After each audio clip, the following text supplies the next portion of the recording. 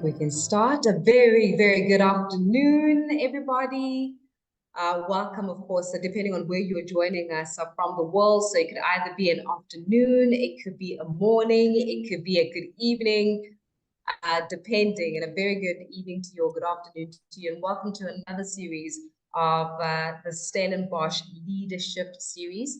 This is a once-a-month high-impact conversation with some of our renowned leaders within different sectors of industry, really highlighting the importance for us to shift the way that we think, shift the way that we adapt, shift the way that we show up as leaders within respective businesses. Now, my name is Faith Mangope, and of course, together with the Stellenbosch Business Institute, it is my duty and my absolute honor and my privilege to take you through the next 45 minutes of conversations with some of our global leaders. Now, if this is the first time that you're joining us and you do not necessarily know what the Stellenbosch Business Institute or the LeaderSHIFT series is all about, let's just give you a high-level understanding to it. Of course, we are known for crafting education, learning journeys that enhance the way leaders show up, think, adapt, especially to disruptions, but most imperatively, the way that they show up for the future. Ours is to provide you with the insights, not because we are the experts, but because we bring the experts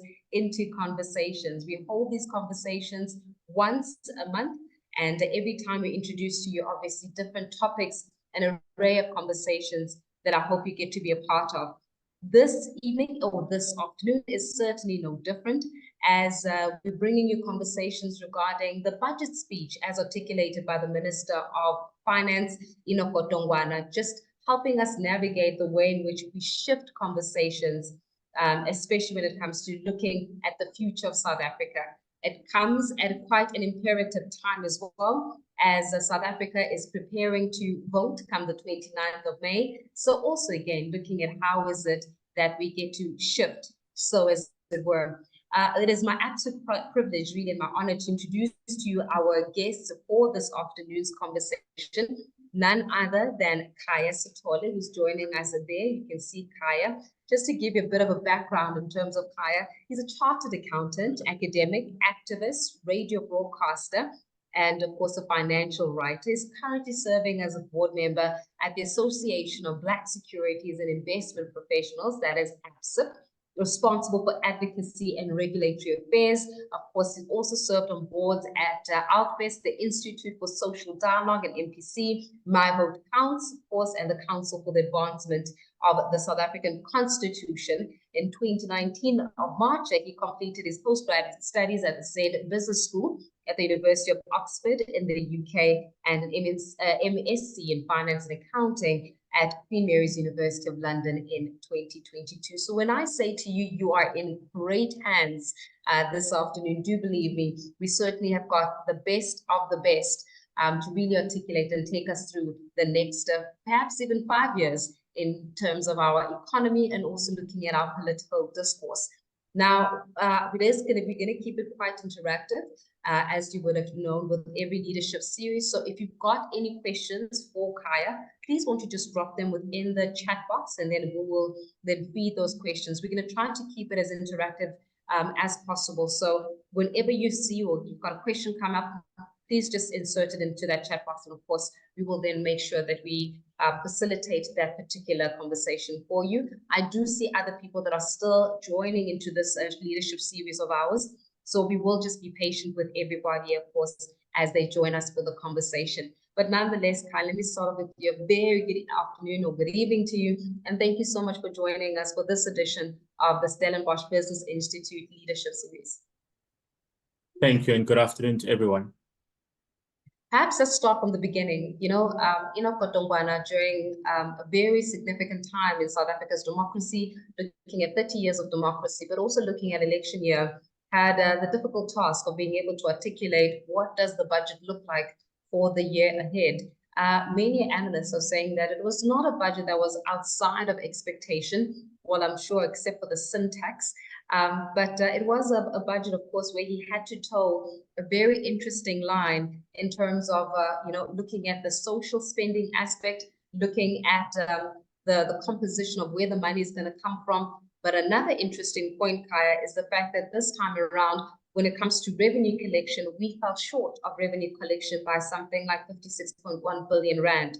But just a high-level take before we delve into the depths of the budget, your take, your highs, your lows, as you heard from the finance minister. Thank you. So I think the way I summarized it was that it was a reluctant budget. And what makes it a reluctant budget is probably two events that happened exactly the day before the budget was delivered. And the first one was the release of the quarterly labor force survey, which of course indicated to us that a decade of underinvestment in the economy does actually have consequences, and we see this in the unemployment data. Also, on the same day, the president then announced that the elections would be on the 29th of May. So what that immediately triggered is that it triggered a 99-day countdown to what is obviously going to be a very difficult election for the ANC in particular, because obviously as the incumbent government, they are everyone's target. But the reality is that when you then try to put together a budget ahead of a general election, there are a couple of rules that you have to observe. The first rule and the binding rule is that whatever you do should not be the reason that your party's electoral campaign gets undermined. In other words, do not give opposition parties any ammunition to go and argue to the campaign on the campaign trail that this is not the government that you should be returning to power because they've cut some of the resources that you are dependent on. So it was never going to be a budget that tampered with some of the more critical and some of the more, safe aspects of what the budgeting season tends to be. And that, of course, is what we refer to as a social wage net. So that was the one aspect of it.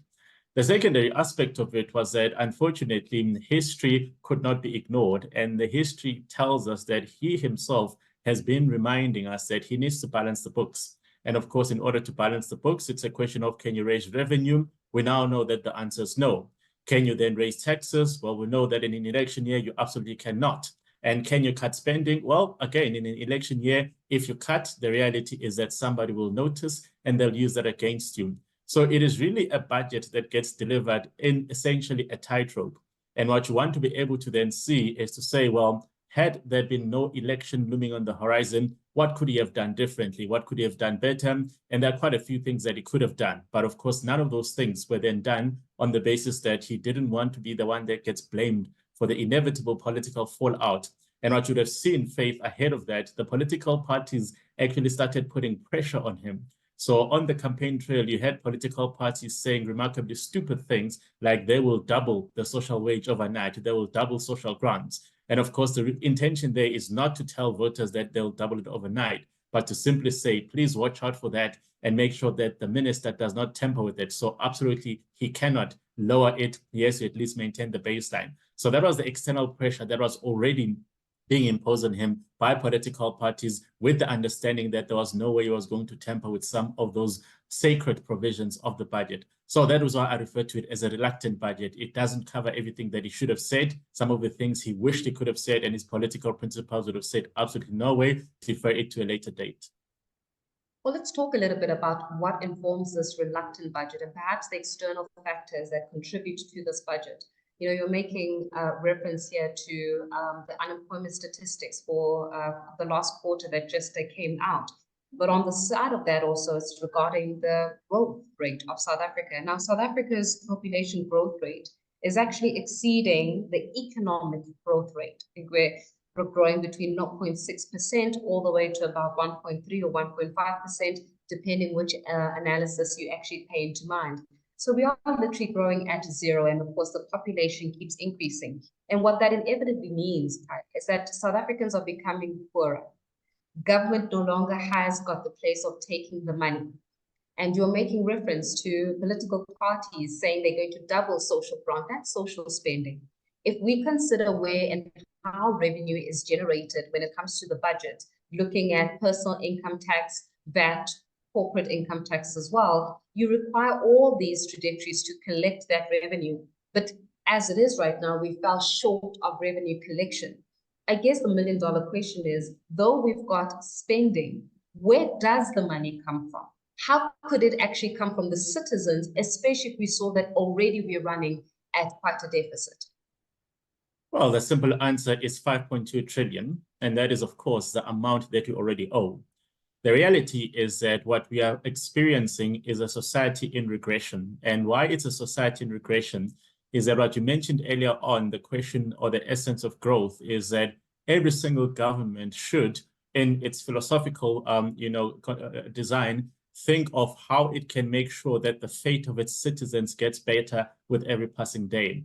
In other words, whether it's the economic output that you're measuring or any other human development indicator, you need to be able to ensure that that grows at a much faster rate than the growth of the population itself. Because if it goes in the other way around, it simply means that on a day-to-day basis, citizens are less able, citizens are less wealthy, and the Human Development Index isn't as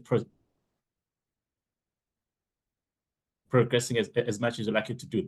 So South Africa's problem is that obviously for the past decade, we haven't seen that happening. We haven't seen the economy or the economic output growing at any rate. And more important, we haven't seen it growing at a rate that is faster than what the population growth size has been. And the reason that matters is that obviously South Africa's starting point was already compromised by the great levels of inequality and the even greater levels of, the lack of access to the economy for many citizens. So these are, of course, the citizens that, well, because they don't have the ability to get onto the economic bandwagon on their own, they become reliant on alternative support structures.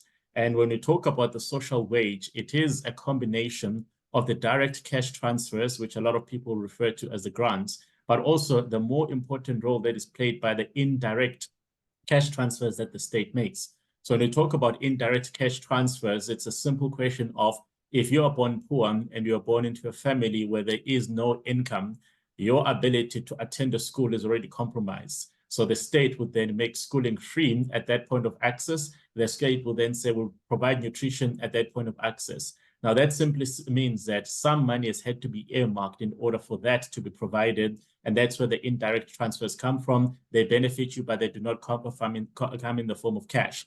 So South Africa's social wage dimension has been escalating over time. And of course, the reason it escalates is that we haven't actually done what a proper social wage design is supposed to do. A proper social wage design is supposed to become the springboard for people to then migrate and to be elevated onto the economic bandwagon. So when you listen to National Treasury, the term that they use is essentially the concept of a migration from a social wage onto an economic wage.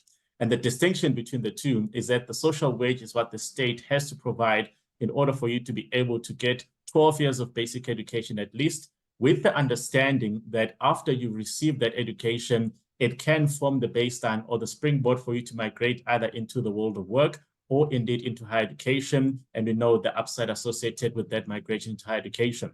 So the social wage is actually supposed to be the springboard. In South Africa, that isn't turning out to be the case, because what we then see is that at the point of transition, which is either when you reach a certain age and you no longer qualify for a child grant, for example, or when you exit the basic education system, so therefore you're no longer entitled to basic education as the Constitution has been conceptualized, you are then migrating into the sense of limbo, where if you're lucky enough to be able to access higher education, then of course there's a question of, well, can you find a way into higher education? So part of citizens move into that dimension. But far too many citizens aren't able to make that transition. And one of the reasons they can't make the transition is, of course, the great irony is that if you have an investment in this social wage, and we're using education as an example, what makes it a proper springboard is that it must be quality education. It shouldn't simply be accessible education. It should be quality accessible education, which simply means that it should enable you at the point of transition to be able to say, I've had access to an education that is good enough to enable me to migrate into any of the three dimensions that I want to. So do I want to migrate into the world of post-secondary education? Yes, the quality of education has enabled me to do that. Do I want to go immediately into the workplace? Yes, the quality of education has enabled me to do that. Or do I want to migrate into the world of business as an entrepreneur, for example? So because we cannot say categorically that the basic education system in South Africa enables people to make that transition, it simply means that it's a social wage that has a very diluted impact. It doesn't have the type of impact that we want it to have.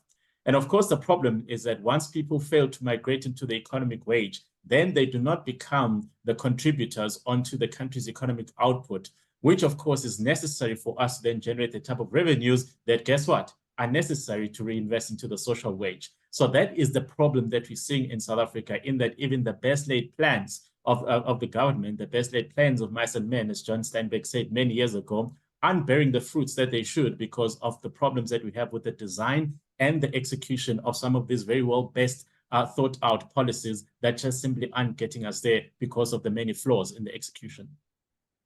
Well, if you've got a question for Khaya, please just do add your questions, especially when it comes to the impact, which we're going to go into in just a bit. The impact on organizations, the impact on business, the impact on direct capital investment, and also what we should be doing with our finances as leaders. So just please put down your questions and then we'll facilitate those as the conversation grows. Maybe Khaya, also just referring a little bit to even the way that led you to the space where you get to have a keen and really detailed understanding of the world of finances and the like, and just shed some light in terms of your personal life in that.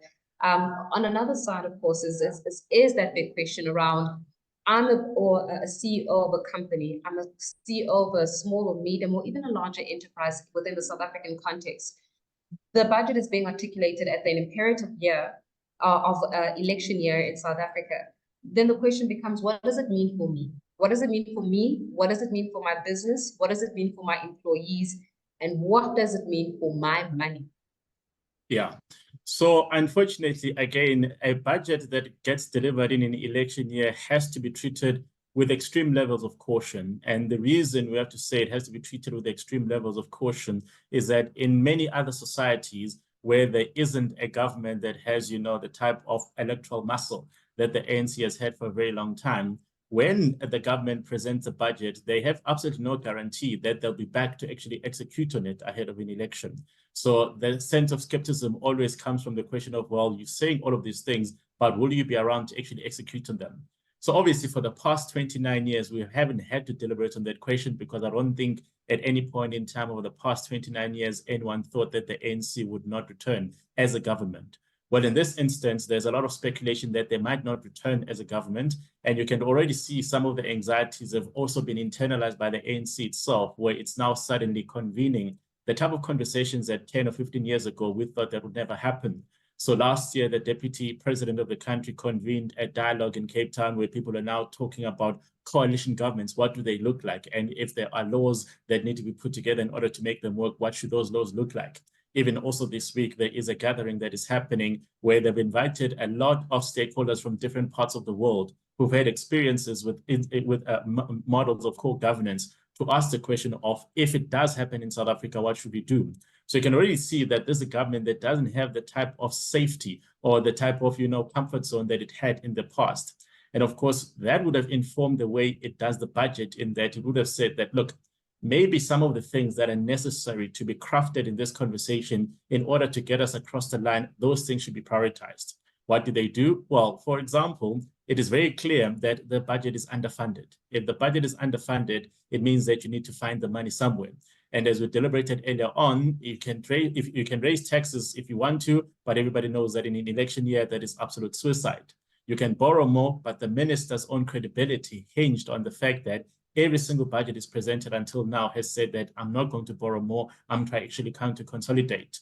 The reality is that you had Transnet coming with a begging bowl and saying that in order for us to play our role in turning around the economy, we need more money. So instead of actually him saying that, yes, this is what we're going to give them, he simply pretended they didn't exist. Now, that isn't because the minister forgot about Transnet or the minister is not aware of what Transnet needs. The fact of the matter is that had he then committed to making more money available, then the question of where the money is going to come from would have been inevitable. And that would have taken him back to actually breaking his own promise and saying, well, actually, I do need to borrow more. And of course, the problem with borrowing more isn't really the issue that you're borrowing money. It's always a question of what are you borrowing to do? The other problem that we now know that we have in South Africa is this enormous bargaining power that labor unions have within the ANC in particular. And the reason that becomes particularly important is that, again, if the minister had taken a view, or National Treasury had taken the view that they need to consolidate the civil service wage, for example, in other words, not grow it, well, you do not cut it. So the only way to actually, not grow it is to hire less people. But then, of course, that takes us into the territory of where, are you actually cutting down the size of government? Are you actually engaged in austerity? So because of all of those complexities and all of those particular trade-offs, you ended up with a minister who said, I need to find some low-hanging fruit around here. So the low-hanging fruit come from the question of omission. And when we talk about omission, it's the Transnet story, in that instead of dealing with it and dealing with the elephant in the room, he simply refused to engage on the topic. That doesn't mean that we're not going to have to find money. We're going to be told later on that money had to be found in order to get to rescue Transnet.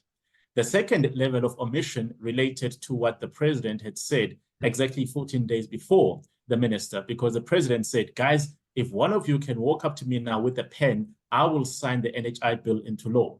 We all know that the NHI is obviously one of the biggest, public service reform initiatives that the state is undertaken. And we know that, unfortunately, it is going to cost a lot of money. So you have a president who says 2 weeks earlier that all I'm missing is a signature. And of course, if he's saying that all that's missing is a signature, he's telling us that this thing is imminent. If it's imminent, it must be funded. So you would have imagined that the minister will say that should the president belatedly find his pen, this is how much I'm going to allocate to the rollout of this thing that we've all agreed as government is imminent. And guess what? The minister pretended NHI didn't exist. He came up with a mythical number of 1.4 billion rand, which obviously has got nothing to do with the rollout of the NHI. So imagine what would happen if the day after the president says, I have found my pen, and then he signs this big mission into law, only to find that no money has been allocated to it for the next 12 months. So that wasn't an issue of him undermining the president. It was an issue of had he said that, well, actually, this is how much it's going to cost us, it would have thrown out absolutely every single thing that he had said, because the answer would have been then, well, go and borrow it. So what we then found is perhaps one of the most tragic developments of the budget is this issue of the reserves that the government ended up tapping into, the 150 billion rand. So of course, 150 billion rand to you and now sounds like a lot of money. While in relation to what South Africa is trying to address, it actually isn't. So the big elephant in the room is the 5 trillion rand that you already owe. But there is then the secondary elephant, or the baby elephant in the room, which is how much he's spending already in order to service that 5 trillion rand debt. And that is the big component of what we're paying. I think it's around 300 billion that we're paying in interest costs every single year. Now, when you then look at 150 billion rand, even if you had said that we're taking that 150 billion rand in order to address the debt crisis, well, actually, it would have been simply a temporary reprieve. You still have a 5 trillion rand animal that you have to deal with. If he had said that we're sending all this money to Eskom, well, guess what? Eskom's balance sheet has got over 400 billion rand in debt. So it sounds like it's a big thing to you and now, but it actually doesn't make much of a difference in relation to the type of budgets that we have. But also, I think, obviously, the great tragedy is that people didn't want to interrogate the source of that. Well, the source of this 150 billion rand is the government's own inability to run an economy.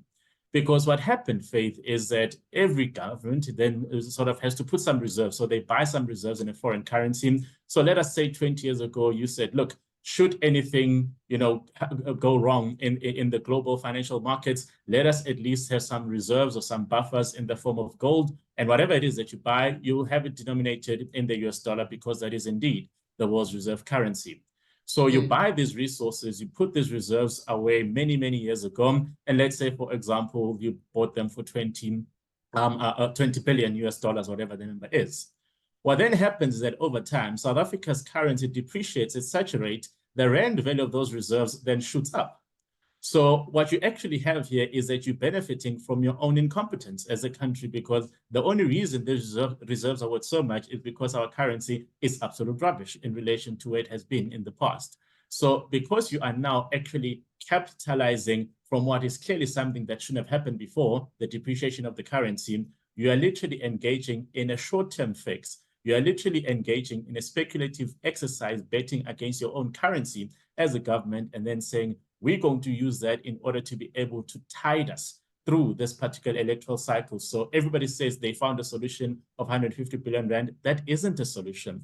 That is perhaps the most acute reflection of the intersectionality of the problems that we have as a country. So it's probably the only unwanted reserve in the whole world, because it is only as good as it is because of how bad everything else is.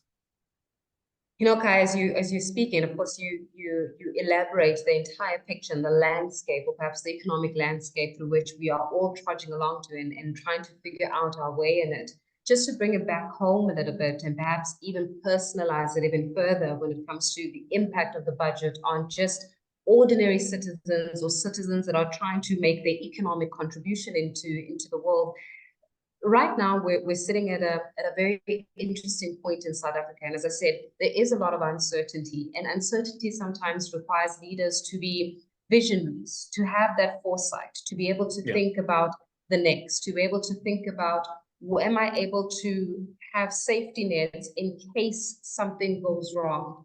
If I had to ask you to perhaps change hats from analysis of the budget to maybe the financial advice component, how would you advise or advise leaders? How would you advise business people who are listening to this conversation saying, Khaya, you're almost scaring me out of this country by some of the figures that you're saying. So drive it back home for me in terms of how then do I show up? How then do I have vision? What kind of vision really is needed in this current economic climate? What kind of a leader do I need to be in this current economic climate to navigate it and navigate it well? Yeah, so I think one of the tragedies is that ordinary citizens were actually the biggest losers in the budget last week. And when we say that ordinary citizens are the biggest losers, one of the practices, it's not actually a law, one of the practices that governments always apply in relation to national budgets is that they do cater for the fact that South African citizens need to be assisted in transition across different years. And what that simply means is that whenever people talk about, personal income taxes, for example, the government always adjusts the tax brackets every single year. And the reason they do that is to acknowledge the fact that the buying power or the spending power of citizens changes from one year to the next. So if you are, for example, let's say you are earning an income of 10,000 Rand, and let's say the tax rate is 20%, you have a net after-tax cash flow of 8,000 Rand this year. What that simply means is that 8,000 Rand enables you to buy particular goods, and that may or may not be enough to obviously cater for your needs. What will then happen is that obviously next year, after we account for inflation, if we still have only 8,000 Rand, you're simply only able to afford less than what you were able to afford last year.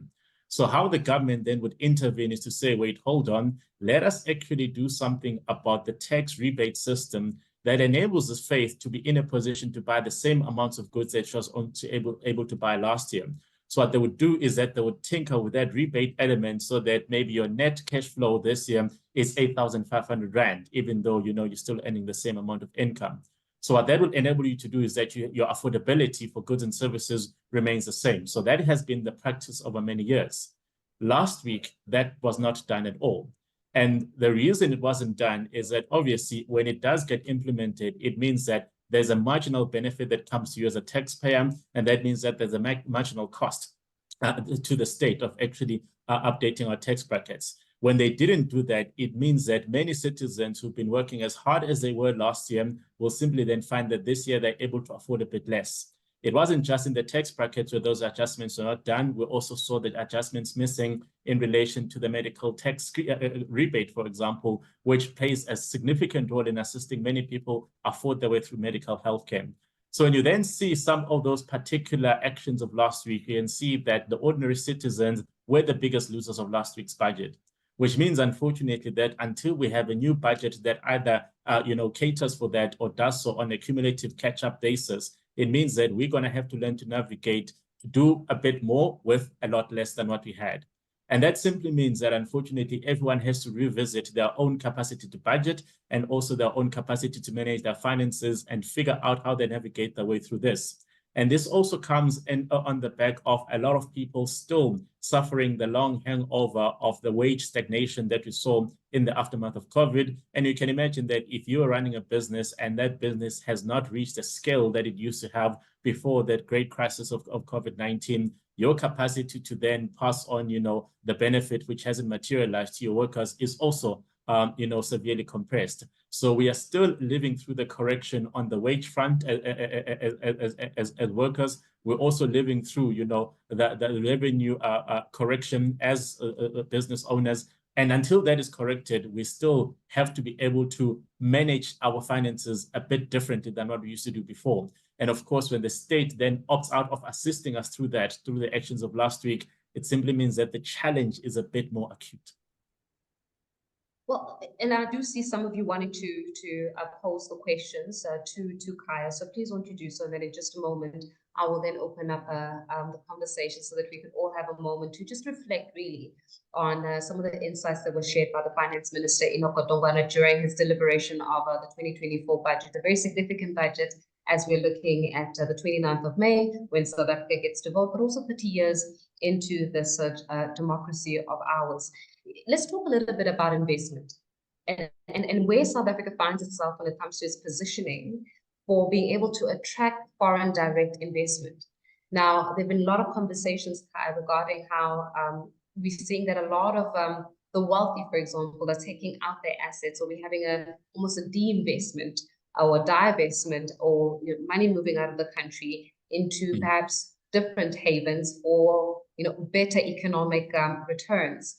Whereas we're finding that South Africa, on the other hand, is finding itself at a significantly losing side because of policy uncertainty, but also looking at the return on investment when it comes to what it is that I put into the country. How significant and how bad maybe the situation, maybe it's not so bad in terms of how much money is leaving the country, and what do we need to do better to position ourselves as a country that can indeed attract proper direct investment, not pledges, because sometimes these pledges don't materialize, but actual proper direct investment.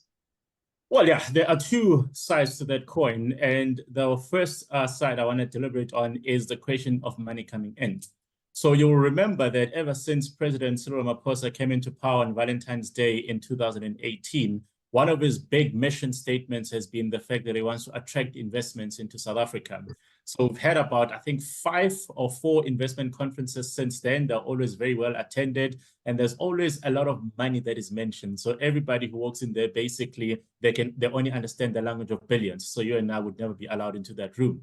So you listen to all of these pledges. Not allowed yet. We're working on it. We're working on it. Yeah. Yet. So you listen to all of these conversations where everybody says that, yeah, actually, this is a country that still is the most industrialized in the African continent. This is the country where, laws and regulations are easy to understand, even if implementation can leave you worried a bit. So it's still a country that has, that ticks a lot of those investment boxes. What became a problem, unfortunately, is that a lot of the type of investments that you wanted to be able to attract, the type of fixed investment that comes and invests in a country's infrastructures, that comes and actually invests on the ground, those are the same investors that say, wait, hold on, we've committed to building that particular factory, but we then heard that we have to bring our own electricity. We then heard that we have to bring our own trains because we cannot get goods in and out of the country. So until you fix the logistics and the energy crisis, those commitments are not actually going to materialize, because the reality is that the people that you're saying should bring money, well, other people are also asking them to do the same thing. So if we are then unable to answer the simple questions of, well, will I be able to move my goods in and out of your country? There's another country somewhere that says, yes, you'll be able to do so. So you are seeing the shift of those pledges then actually materializing as actual investments elsewhere. And that is South Africa's problem that only we can account for. The secondary dimension is on the question of the fluidity of cash flows, the fluidity of capital markets in the world that we live in. This is no longer the 1800s or the 1900s where we said, well, the gold is only available here, so you're not going to find it anywhere else. What global investors are looking for are places where they can be able to identify investment opportunities and then be able to say, these are the returns that we're going to get. Now, that simply means that if the day after they realize that actually what they thought was an investable climate is no longer the case, well, it's simply easy for them to press a button and move the money to another jurisdiction. So it is no longer the case that people are stuck with us. It simply means that if we don't live up to the promises that we've made, the capital is going to flow out of the country. It's going to flow in different directions. And that, for me, is probably the great tragedy of what we've seen in the past 6 years, because we all said at the beginning of 2018 that this is the one president who probably has a much better understanding of what of those dimensions around the investor community and investor sentiments are. So perhaps he should put better things in place in order to be able to ensure that whatever little opportunity we get to actually attract capital, we capitalize on it. Unfortunately, his inability to deal with some of the more granular challenges in relation to the size of the state, the shape of the state, and the question around the network industries means that his best intentions and his best wishes have been completely undermined by a government that simply doesn't know how to be able to create an atmosphere that is responsive to the challenges of today. I've got a question, and as I said, we can keep this interactive from Olan Mtlimbi, who says, Mtlimbi saying that, do you think that the government can stabilize the national debt levels with also meeting their policy priorities that they are trying to pursue? So do you think that they can get some kind of stability, especially given where we're sitting when it comes to our debt? In the current iteration, I do not believe so. And the reason I say I do not believe so is that when you do look at the government's policy priorities, they come with the flaws that I mentioned earlier on, and those are execution flaws. And when we talk about execution flaws, there is no doubt that there is something completely broken about South Africa's healthcare system, and a more inclusive healthcare system is desirable. But the reality here is that there's no one who thinks that the government, with its track record, has the capacity to even put together the baby steps of a comprehensive healthcare system. We have the same problem when we spoke about the investment in the social wage. Again, the reason I say it's an investment in the social wage is that it's supposed to form the springboard for enabling people to migrate towards the economic wage. So South Africa's policy priorities are indeed well-intentioned. People must be supported because otherwise they would starve. But if that is not actually being purposed towards being a springboard for them to actually migrate towards economic autonomy, then of course it's actually an ill-fated expedition. So until we know how to actually run these policy priorities in a manner that achieves better, more optimal social outcomes in the medium and the long term, it then simply means that we are going to be spending a lot of resources without getting the type of returns and the dividends and, you know, the socially optimal outcomes that we're looking for. And that for me is the great tragedy of where we are, because I don't think anyone will dispute the need for an investment in the social wage. But so far, it simply looks like we simply spend on the social wage and we do not see it as an investment from the investment dimension. So until all of those things are fixed, I do not see us getting anywhere too close to balancing the budgets. Not very optimistic there. We've got another question for you, Khaya. Do you see our government backing Transnet to fix the railways, thereby reducing the number of trucks on the road? And not only it's about the number of trucks on the road, it's also about the expense that is incurred as a result of using the truck. This reduction would decrease the impact of exports on freight costs, ultimately making your raw materials less expensive.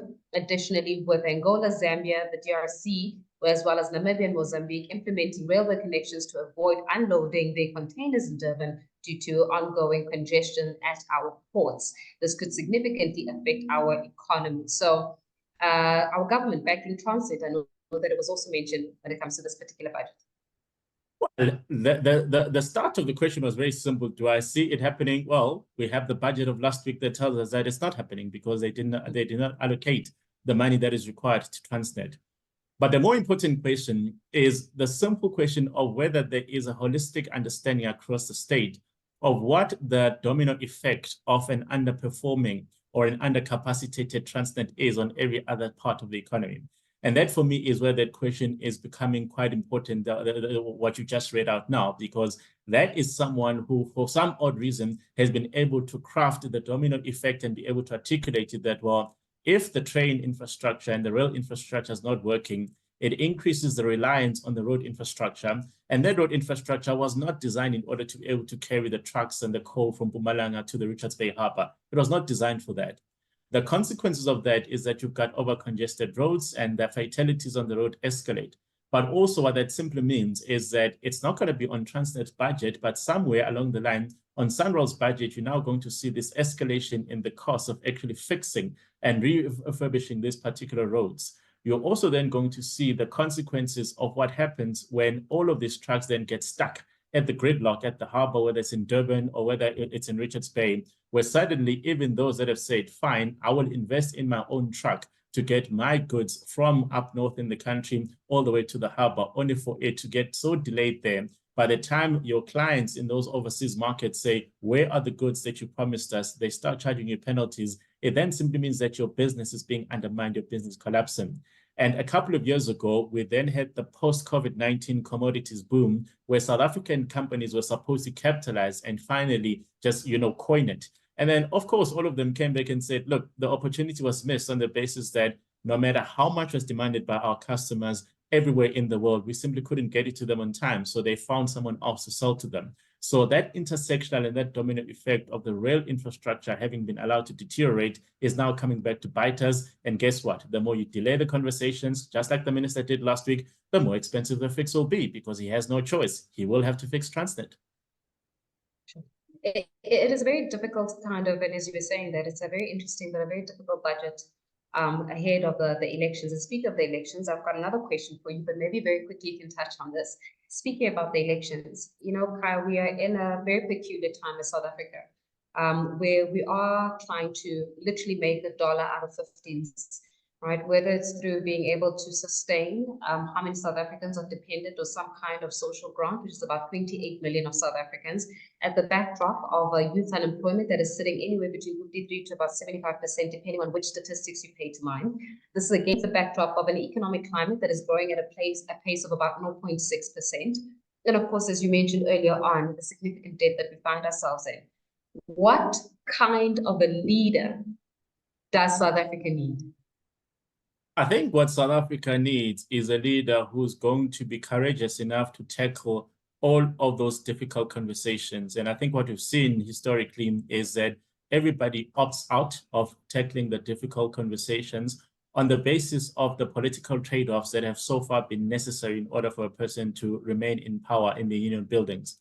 So if you look at how the ANC's model has worked, is that the ANC frames itself as a broad church. Now, the reason I always find that quite interesting is that we all understand the origins of the broad church in that for a very long time, from 1912 until 1919, at least, there was a consensus about what the ultimate mission was. So everybody, regardless of their orientation and ideologies, they had a singular mission that was driving them. But unfortunately, what then happened is that beyond that particular point in time, there wasn't a question of reconciling the different ideologies within this church and then asking the simple question of, well, actually, can we all pursue a new common consensus? So what you then find is that even in times when decisions have to be made, you've got those that say, oh no, actually, as far as we're concerned, the state's role should be X. And then you've got those that say, well, the state must develop in a particular way, and others say we must do things differently. So the process of reconciling those different ideologies towards a new common consensus has proven to be elusive. And what we then see is that rather than making a decision that says, for example, maybe we need to run that particular state entity differently, then those that say, oh, actually, that might come with the fallout of losing a job. So therefore, because we're part of this broad church, you can't do that. It means that there's a decision paralysis on the basis of this broad church that lacks a new common consensus. And that for me is a tragedy that we've seen so far. So if somebody listening in here wants to run the country and wants to be the leader, they need to be able to have the courage of conviction in saying that having listened to the multiple viewpoints and multiple ideologies, that is the shining star for where South Africa needs to be. And that's how we're all going to get there. And do not be afraid to alienate some of those particular political alliances and partners, because this idea of trying to please everybody, it just hasn't worked and it never will work. Well, we've got a few minutes. I have to run and who imagined. You know, time always flies when it comes to these conversations. Can you imagine? We just started and all of a sudden we have to wrap in just a moment. But not before we actually answer Tolani's question. Maybe we can just still a minute for it, Khaya. We have a lot of state-owned entities that are in trouble financially. Does the government have the willpower, that's what we were talking about here, or ability to fix them? What would you suggest government should do with them? Well, there's about 700 of them. All have got different, mandates. And I think it's very clear to me now that not all of them are as important as we'd like them to be. So there is probably a category of state entities that are so strategically important, they need to be protected. And in fact, currently there is a bill in Parliament, which is called the State Enterprises Bill, which is trying to essentially finally acknowledge that reality. So instead of having a list of 700, I think the list is about 20 enterprises that have been deemed so strategically important, they need to be rescued. And part of that rescue mission that we've been pushing for and advocating for is that they need to be run less politically and more professionally. Now, of course, the question of whether political role players are going to be willing to cede that territory is something that we're still waiting to see. I remember yesterday when there was an announcement of the new group CEO of Transnet and the CFO of Transnet, one of my friends sent me a message and say, again, it still remains remarkably weird that the announcement of who the new CEO and the CFOR did not come from the board of Transnet, but it came from the minister. And that is the stranglehold that we firstly have to deal with in order to give them the autonomy that is necessary in order for them to be run more professionally than is the current iteration of them being political battlefields. Well, it certainly has been a very interesting, time navigating, and more than anything else, maybe I've got about a minute. I have to say goodbye to you guys. But very quickly, how do you encourage us, really, as we wrap up this conversation? How do you encourage us within our respective fields to show up every day so that we can weather the storm of uncertainty? A week ago, I would have said, make sure you go and register, but that is no longer possible. So those of you that have registered to vote, now you must show up and vote. But I think also more seriously, it is important for us to remember that we will be citizens of this country for much longer than the politicians are in office. So our planning horizon and the way in which we must plan ahead must not be limited to what happens up to 29 May. We have to plan for much longer because unfortunately our lives are going to be tied up with the fate of this nation rather than the fate of the politicians we currently have. Very insightful. Thank you so much, Khaya. And I think that Alam, is it Ella, he can agree to that, saying that thank you so much. It was a very insightful breakdown of course, the budget speeches set by Kotobana, the finance minister. And as you rightfully said, we're going to inherit this country long after the politicians have decided to leave. Khaya Sithole, it is always a pleasure to speak to you. May this not be the last time that you join us here at LeaderSHIFT. And of course, these are the type of conversations that hopefully help us show up better and have a community of leaders who really want the best for this beautiful republic of ours. And ladies and gentlemen, this is where we leave it for this edition of the Stellenbosch Leadership Series. Khaya Sithole, of course, was our guest for February, looking at the finance budget. But of course, do join us again in March. Don't go anywhere because March 2024, we're going to be seeing our guest thought leader who will be joining us from the United States. That is the CEO of CNext, whose name is Cheryl Stokes, who's one of the world's most experienced leaders in corporate education, diversity, belonging, inclusion, and culture. So it's going to be a great one. And of course, if you want to also touch back on this particular conversation, today's conversation will be available on the SBI website shortly, and we will make sure that we send each and every single one of you a link. Thank you so much once again for joining us for February. We'll see you again in March. And of course, do prepare yourself for more riveting conversations with some of our global as well as local leaders. But until we meet again, bye-bye.